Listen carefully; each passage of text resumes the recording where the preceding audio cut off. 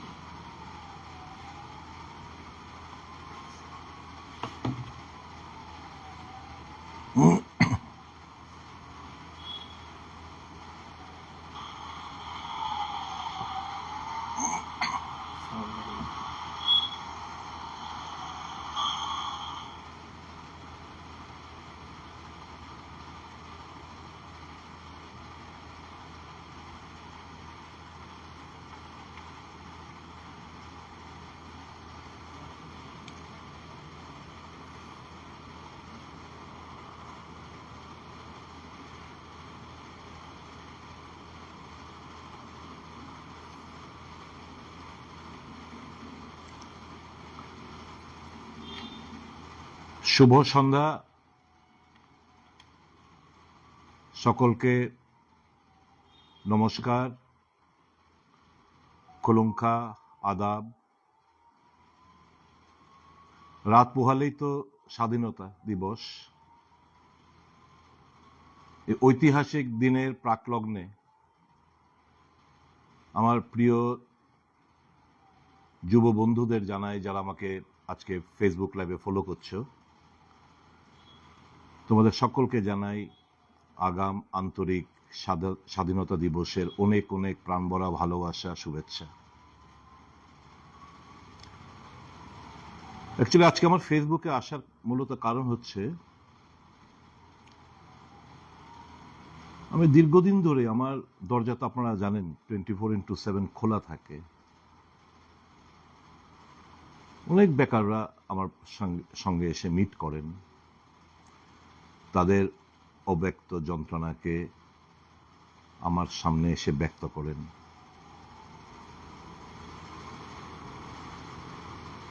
সেই ত্রিপুরা পুলিশেরই হোক, ফায়ার সার্ভিসেরই হোক, টেটের শিক্ষকরাই হোক, কিংবা টেটের যারা পরীক্ষা দিয়ে এখনো চাকরি পাচ্ছে না তারাই হোক, টেট পরীক্ষার জন্য যারা প্রিপেয়ার্ড হয়ে রয়েছে, পরীক্ষা হচ্ছে না তারাই হোক,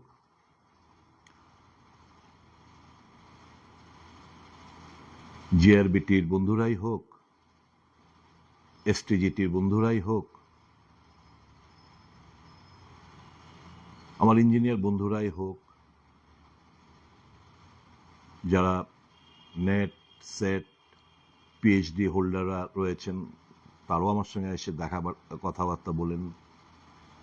সমাজের বিভিন্ন যুবকরা যারা কোয়ালিফাইড, যারা একটা চাকরির প্রত্যাশা করেন, তারা হামেশাই আমার সঙ্গে এসে যোগাযোগ করেন এবং তাদের অব্যক্ত যন্ত্রণাকে তারা আমার সামনে এসে তুলে ধরেন। তো আমি ভাবলাম এই স্বাধীনতা দিবসের প্রাকলগ্নে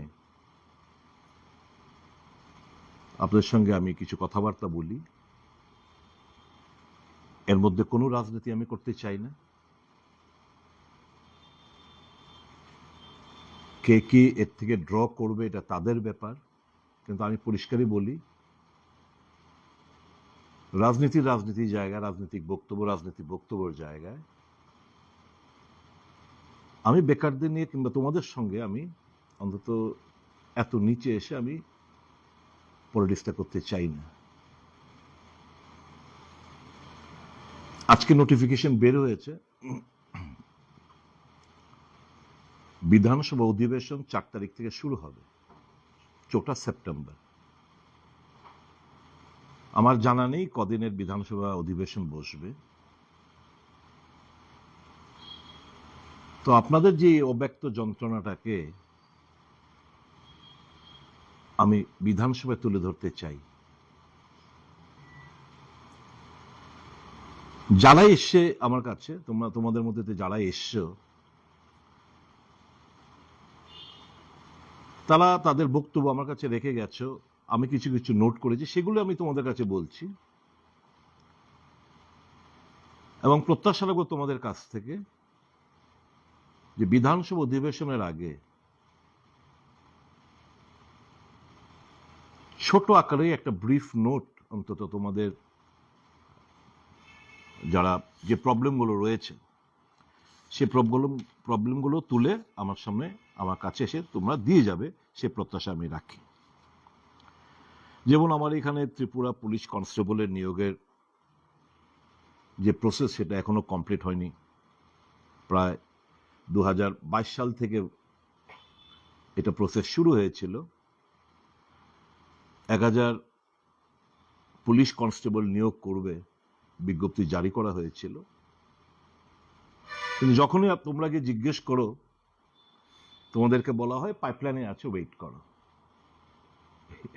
এটা এই ওয়েটটা কত বছর লাগবে, কতদিন লাগবে, ক মাস লাগবে, কোনো তার হিসেব নেই। ফায়ার সার্ভিসেরও প্রায় 2021-22 পরীক্ষা হয়েছিল ফায়ারম্যান এবং ড্রাইভারের, এখনো রেজাল্টের কোনো আপডেট নেই। জিআরবিটি গ্রুপ ডির রেজাল্ট এখনো বেরোয়নি। টেটের তো রিক্রুটমেন্ট বন্ধ হয়ে রয়েছে। আমার স্কুলগুলো শিক্ষকতার অভাবে ঝুঁকছে পড়াশোনা, একদিকে নিয়োগ হচ্ছে না, পরীক্ষাও হচ্ছে না। প্রায় আমার মনে হয় বছর 2 হবে পরীক্ষা হচ্ছে না। এসটিজিটির বন্ধুরা এসেছিল, তাদের একটা ডিমান্ড যে 2022 সালে যারা কোয়ালিফাই হয়েছিল তাদেরকে সকলকে একযোগে যেন নিয়োগ করা হয়। আমি আরটি এর মাধ্যমে আমি জানতে পেরেছি যে এএনএম এবং এমপিডব্লিউ প্রায় 1000 ভ্যাকেন্সি রয়েছে। মানে অবাক হওয়ার মতো ব্যাপার, স্বাস্থ্যের সাথে জড়িত লাস্ট 7 বছর ধরে এই এএনএম এবং এমপিডব্লিউর কোনো নিয়োগ প্রক্রিয়া কমপ্লিটলি স্তব্ধ হয়ে পড়ে রয়েছে, কোনো নিয়োগ নেই। একটা সময় ছিল আমরা বলতে শুনতে পেতাম আমরা যে আমাদের রাজ্যে কোয়ালিফাইড লোকরা নেই, কাজেই শিক্ষক কিভাবে নিয়োগ করবে, প্রফেসর, অ্যাসিস্ট্যান্ট প্রফেসর হিসেবে কিভাবে নিয়োগ করবে।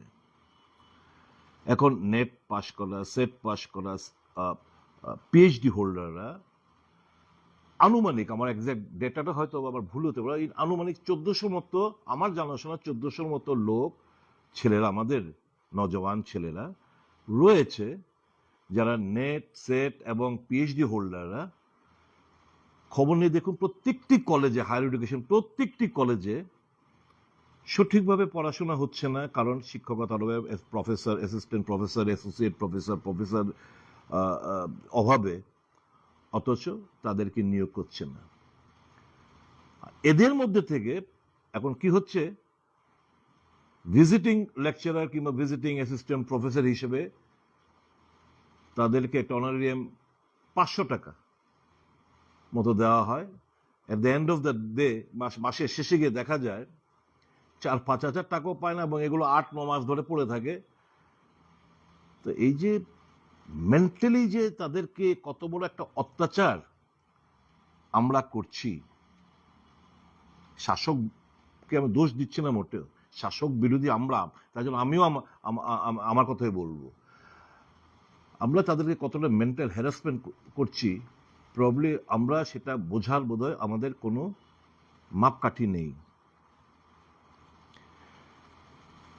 2016 সালে লাস্ট ত্রিপুরা ইঞ্জিনিয়ারিং সার্ভিসের পরীক্ষা হয়েছিল, এবং এই লাস্ট 7 বছর বাদে গিয়ে একটা পরীক্ষা হয়, সেটা নিয়েও কেস টেস হয়েছে।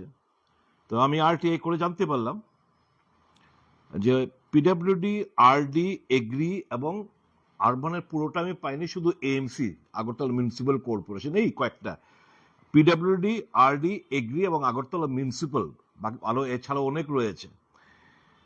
এই কটা জায়গাতে 537 জন ডিগ্রি ইঞ্জিনিয়ারের পোস্ট ভেকেন্ট রয়েছে, 466 জন ডিপ্লোমা ইঞ্জিনিয়ারের পোস্ট ভ্যাকেন্সি রয়ে গেছে, কিন্তু কোথাও কোনো নিয়োগ হচ্ছে না। আমাদের এখানে একটা আর্ট এবং মিউজিক কলেজ আমাদের রয়েছে।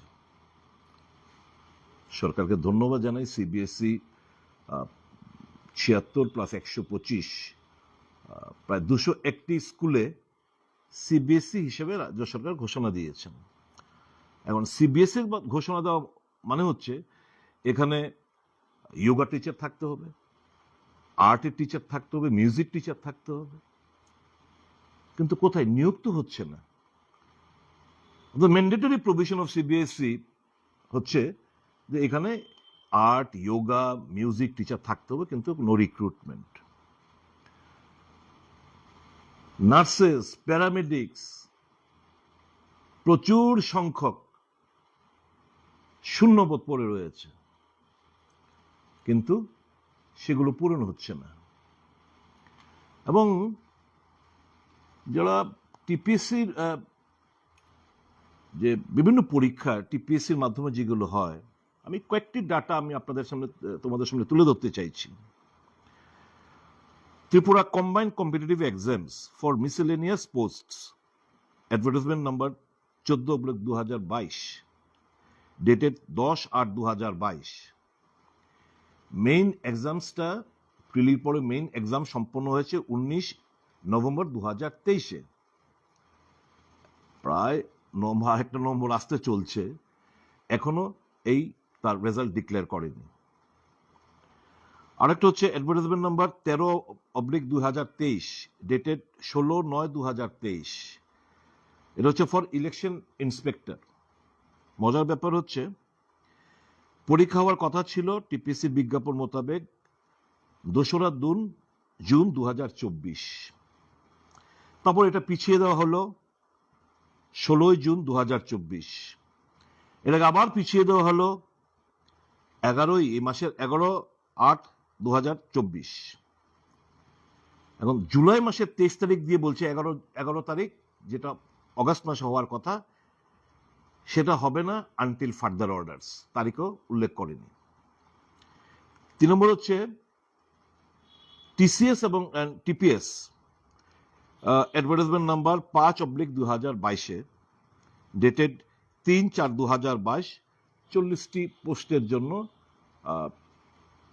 এখানে প্রিলির রেজাল্ট আউট হয়েছে 10 জুলাই 2023-এ আউট হয়েছে প্রিলিমিনারি রেজাল্ট। তারপরে মেইন এক্সামস হেল্ড হয়েছে 25 সেপ্টেম্বর 2023, আজকে হচ্ছে 14। গত পরশু থেকে এটার ইন্টারভিউ স্টার্ট হয়েছে। প্রায় আমার জানা মতো প্রায় 8,000-এর মতো পরীক্ষার্থী ছিল এই টিসিএস এবং টিপিএস। এখানে 1:10 রেশিওতে নেওয়া হয়েছে, মানে একটা পোস্টের জন্য 10 জন। যেহেতু 40টা পোস্ট রয়েছে, মোট 400 জনকে সিলেক্ট করা হয়েছে, মানে মেরিট লিস্ট মোতাবেক মেইন এক্সামসে 400 জন সিলেক্টেড হয়েছে। এবার 400 জনের যারা মেইন এক্সামসে, তাদের মধ্যে থেকে 130 এখন হয়ে গেছে এই যে পার্সোনালি টেস্ট হবে, সেখানে 1:3, মানে একটা পোস্টের জন্য এর থেকে শর্ট লিস্ট করে 3 জনকে ডাকা হবে। তার মানে 133 জন মতো ডাকার কথা। যাই হোক, তারা রাউন্ড ফিগার করে 130 জনকে ডেকেছে, যার পরশু থেকে তার ইন্টারভিউ নেওয়া শুরু হয়েছে। মজার ব্যাপার হচ্ছে কি, এর আগে, এই পরীক্ষার আগে, if my memory does not betray me, correct me if I am wrong, excise ইন্সপেক্টরের একটা পরীক্ষা হয়। তো ওখানে কিছু ভালো স্টুডেন্ট সুযোগ পেয়েছে, কারণ টিসিএস টিপিএস এক্সামস গুলো হচ্ছিল না, তো ওখানে সুযোগ পেয়েছে। তারপর এই ছেলেগুলো যারা সিলেক্টেড হলো,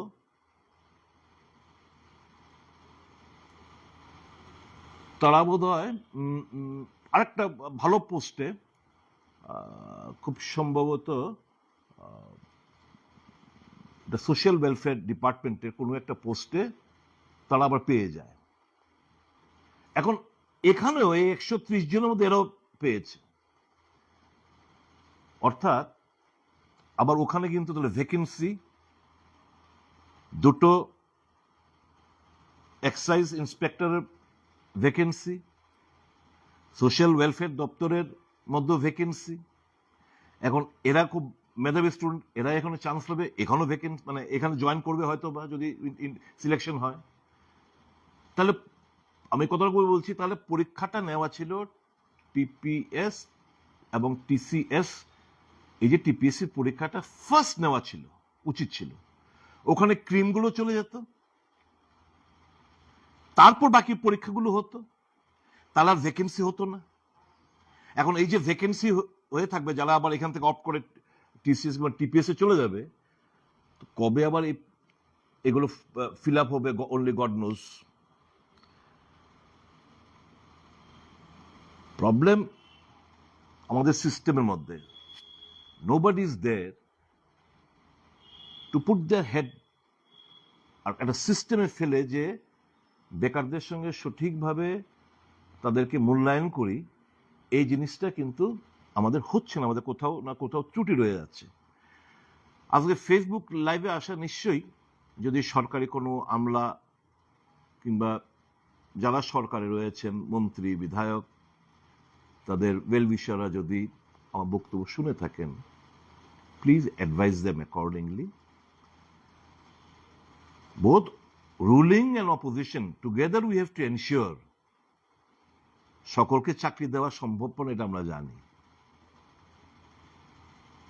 কিন্তু একটা সিস্টেমেটিক ভাবে যদি আমরা তাদেরকে ধারাবাহিকভাবে প্রতি বছর এই এক্সামস গুলো নিয়ে নিয়ে সঠিকভাবে মেধার যদি আমরা মূল্যায়ন করি, তাহলে ওয়ার্ক কালচারও নষ্ট হবে না।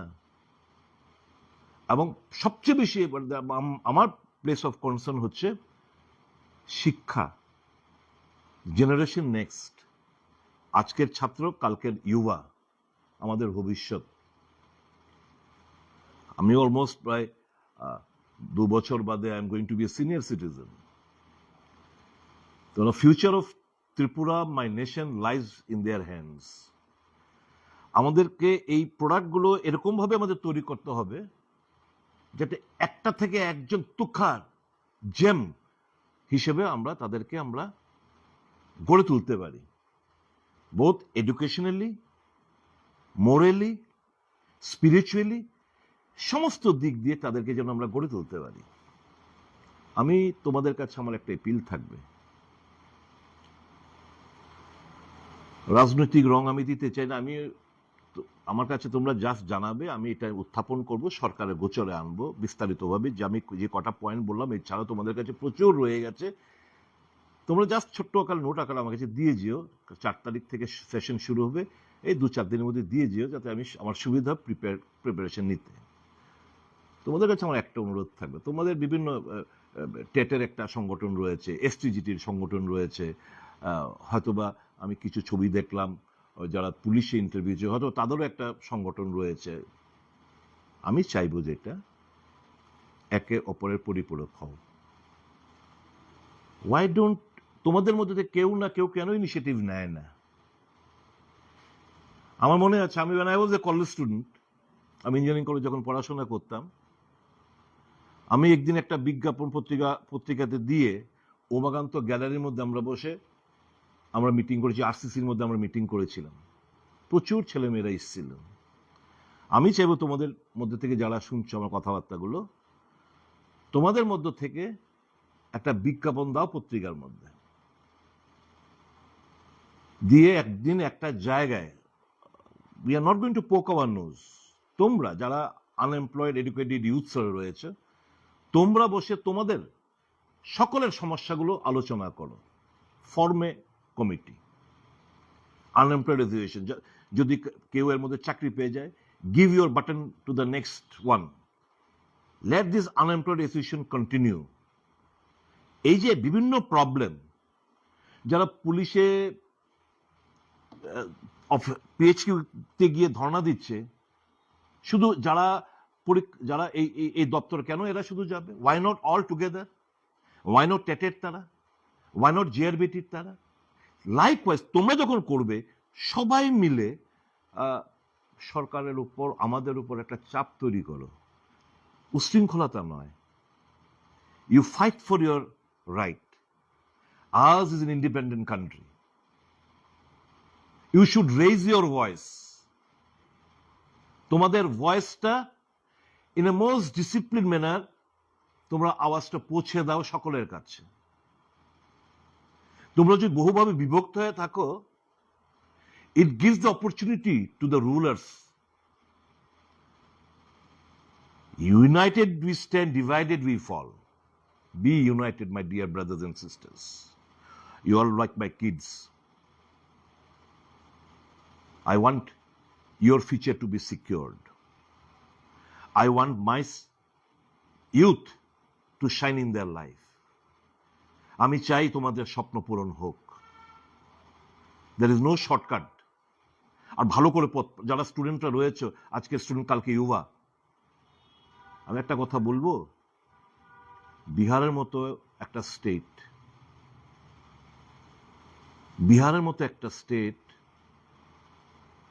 কি কঠোর পরিশ্রম এরা করে, এবং আইএএস আইপিএস এ তারা স্ট্যান্ড করে।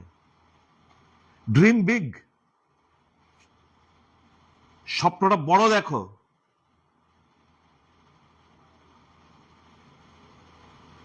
Why my state people, why my state guys, youths of my state, কেন ভুড়ি ভুড়ি আইএস বেরোবে না? কেন ভুড়ি ভুড়ি আমার আইপিএস বেরোবে না? আজকে তোমরা যদি আইপিএস এবং আইএস হও, এখানে যারা আইএস রয়েছে, এক দুজন বাদ দিলে বাকিরা সব বহিরাজ্যে। Their concern will not be for the development of our state. অনেক কিছু আমার বলা উচিত না, কিন্তু বলতে হচ্ছে এই জায়গায়।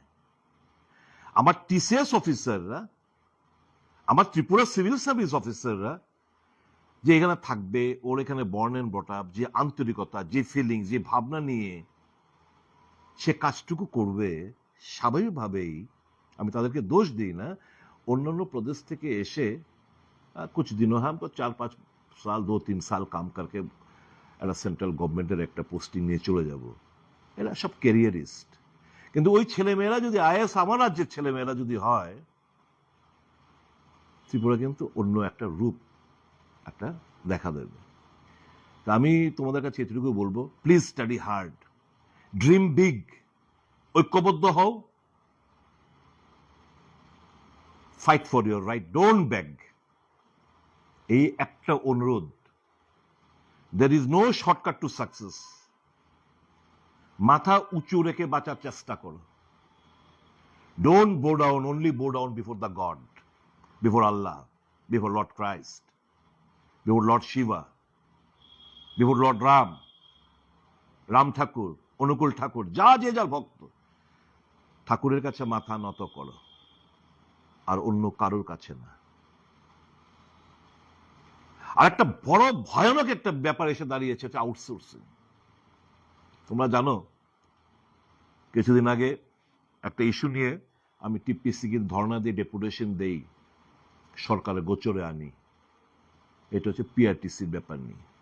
এই যে 130 জন, আমি যে কিছুক্ষণ আগে টিপিএস এবং টিসিএস এবং টিপিএস এর কথা বললাম, এই যে 130 জনের মতো, তোমরা জানো একটা ভালো পার্সেন্টেজ ঝাড়খণ্ড, মার্ক মাই ওয়ার্ডস, তোমরা যারা ইন্টারভিউ দিচ্ছ তোমরা আমার থেকে বেটার জানো, from Jharkhand, from West Bengal, from Bihar, from Assam,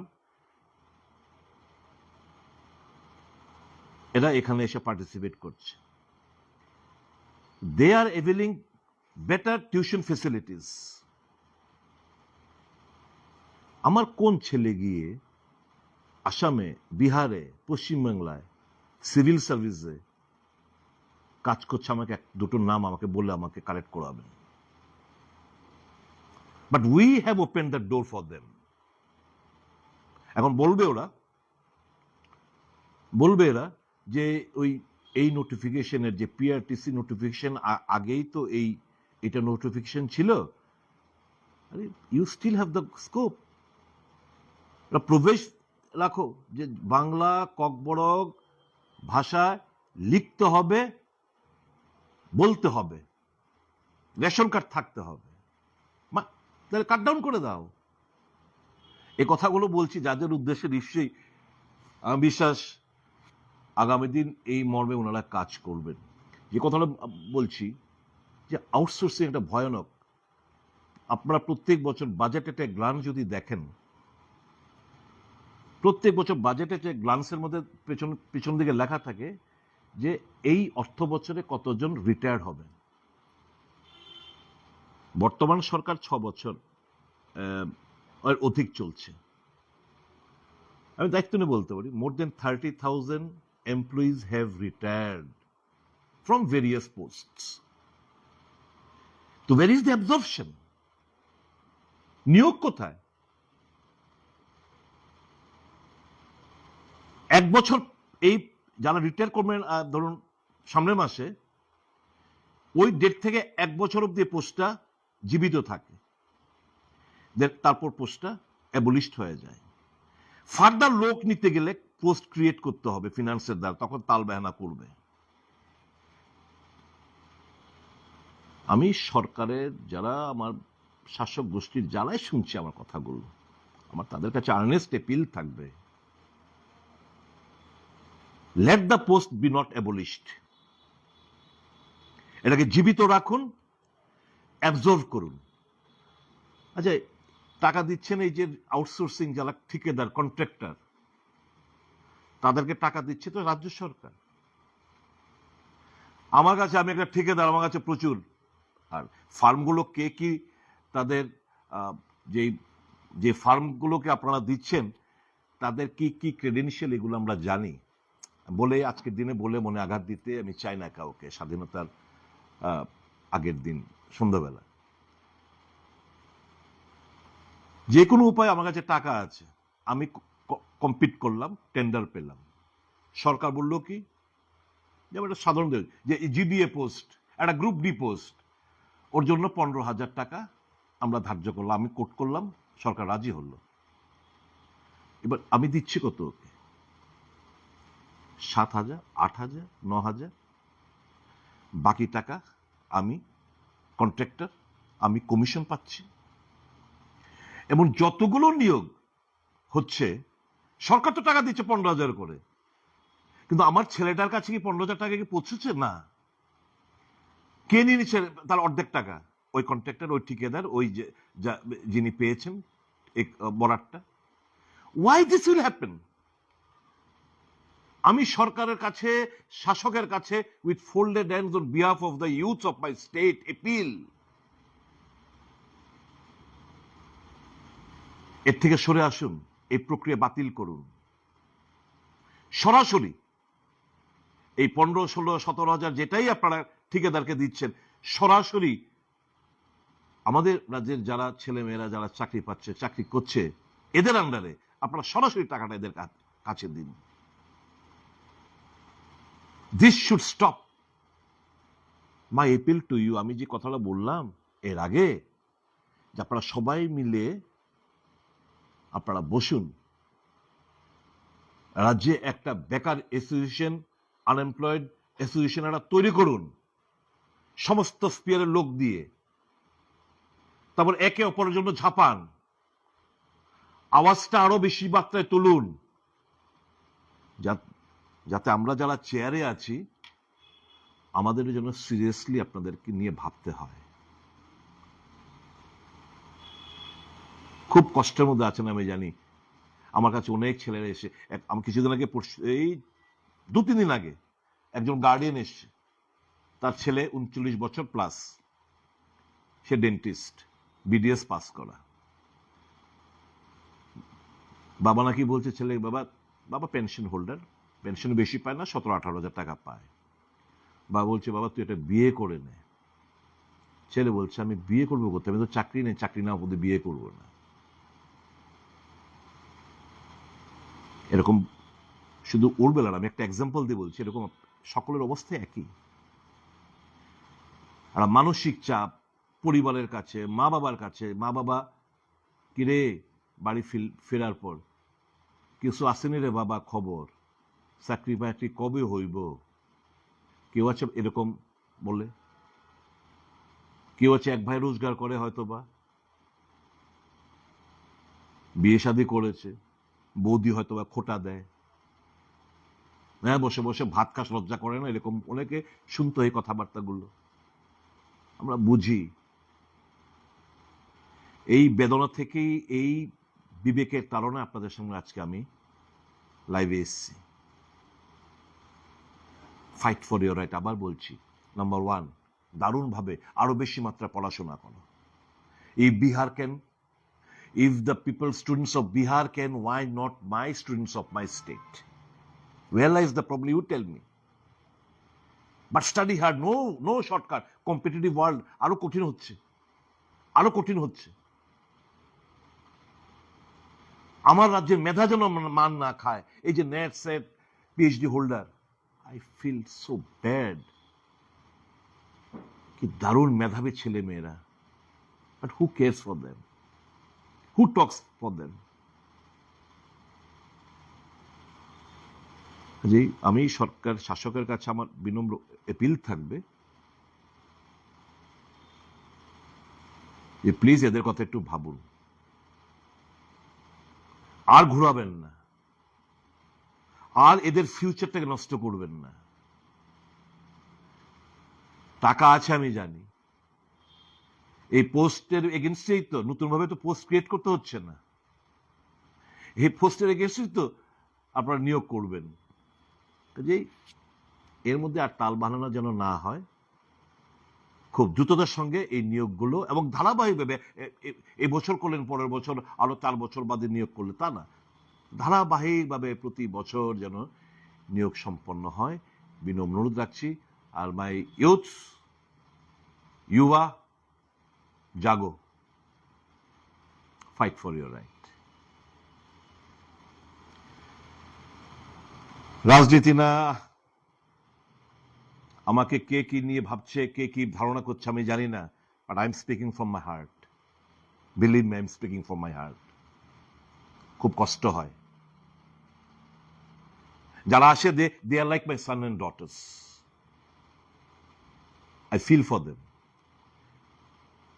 তাদের তাদের ওই যে যন্ত্রণা, অব্যক্ত ব্যথা যন্ত্রণা, তা নিয়েই আজকে আমার talk show. God bless all of you, don't lose hope, fight for your right, study hard, prepare yourself hard, a wonderful future lies ahead of you. আপনাদের ফিউচার সুরক্ষিত করা, আমার দেশকে সুরক্ষিত করা, क्योंकि आप लोग भारत के भावी सैनिक, आप लोग भारत के भावी सैनिक।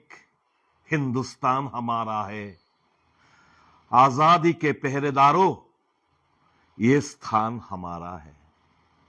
जय हिंद, जय Bharat, God bless all of you.